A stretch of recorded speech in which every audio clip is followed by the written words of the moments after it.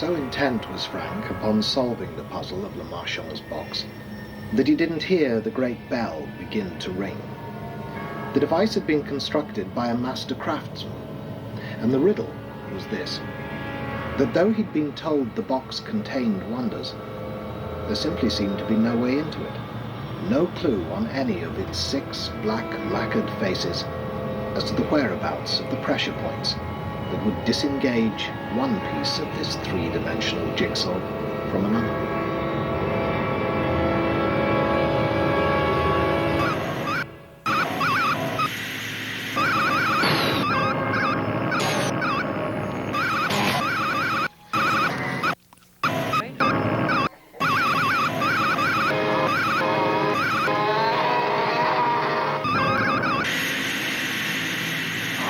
Isn't for your eyes. This is the last time I will talk about that son of a bitch movie. This is a great way for me to finish off talking about Hellraiser. I mean, I'm doing it in the company of an awful lot of other people who have been involved in the making of those movies. And I've exhausted my observations. Probably exhausted them 5 years ago. I think in a way the movies belong to different people now. Maybe arguably they still belong to Doug, who has been the constant through all these movies. And he is, after all, the icon at the heart of the Hellraiser movies. And they belong to the fans. And I think that's very important too.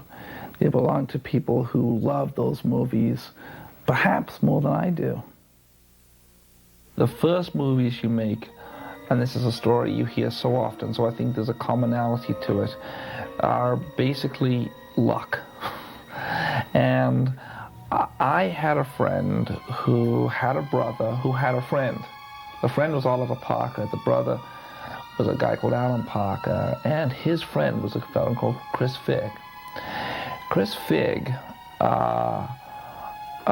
wanted to produce movies, and I wanted to direct a movie, and we were both, without any experience really in our fields.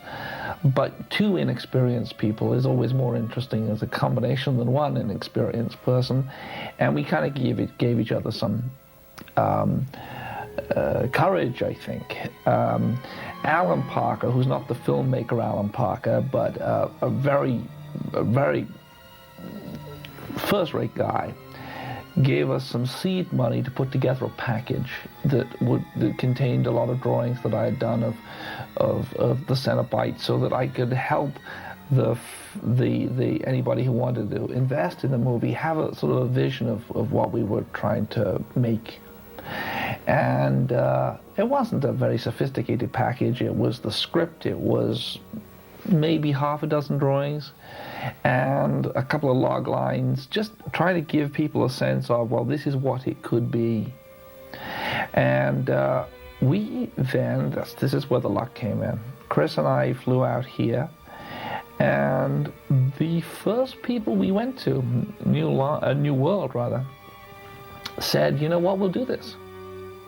When I first met Clive, I had gotten a phone call. I was at home, and Clive and Chris Figg had gone to Chicago, and they had gone to New York, and they had gone to Los Angeles trying to cast Kirsty. So I went down to the office immediately. I didn't know what the script was about. I didn't know anything.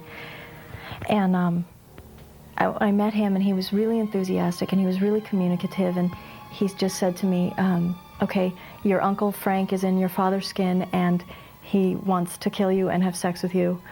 And tell me how you feel about that. And then he gave me the sides, and it just, I felt it when I was there. There was just like a really nice kind of understanding and openness and like a creative kind of cohesion. If I'm remembering this right, I believe I had a choice of playing one of the removal men who delivered the mattress to the house on Ludovico Street when Larry snags his finger and drips the blood that brings Frank back to life. Or this odd guy with no name under latex with a bunch of nails in his head. And I hummed and hawed about it. This was my first movie.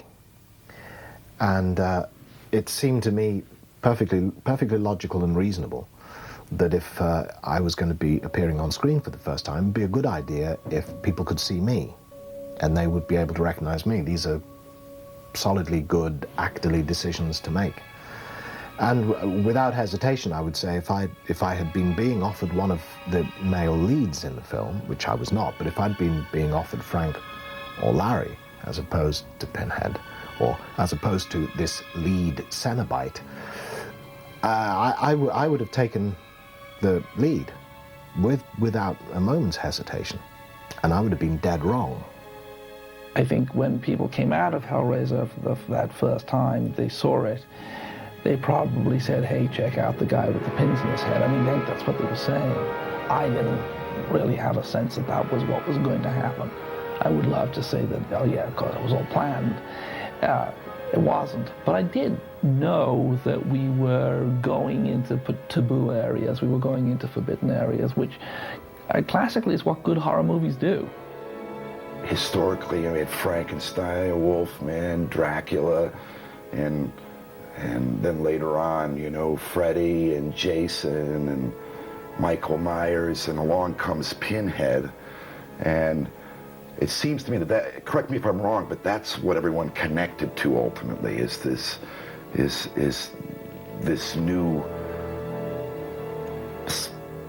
unusual thing that obviously touched a chord, you know, fulfilled a void, I guess. In my end of the industry, people are always coming to me and they're saying, well, you know, we want something that's really scary, we want it really disturbing, but we want it beautiful. And that's a very, very difficult thing to accomplish. And Clive accomplished it absolutely with perfection with Pinhead. That's an image that I think this entire generation will never forget, and generations to come. One of the things that makes Pinhead so much more interesting, in my opinion, than Freddy or Michael Myers or Jason Voorhees is that you feel he's a man of the world. He's seen it all and he's bored with it all. And I think that's kind of interesting. 95% of what Pinhead is what Doug Bradley brings to the role. But I was very surprised how different his performance was. It was very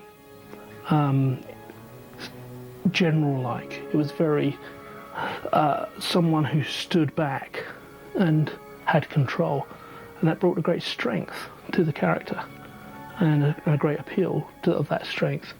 And Doug's voice was just fantastic. When you hear him, and he has those wonderful lines, the whole thing just grew and grew. So I think the look was one thing, but if the wrong actor had been wearing this, Pinhead would never be the success that it is. We have such sights to show you.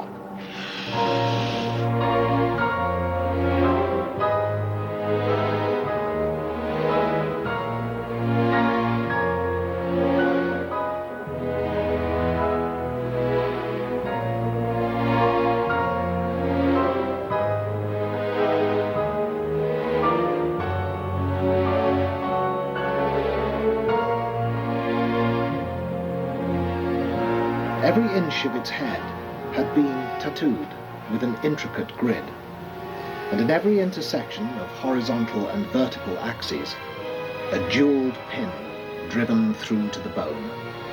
Its tongue was similarly decorated.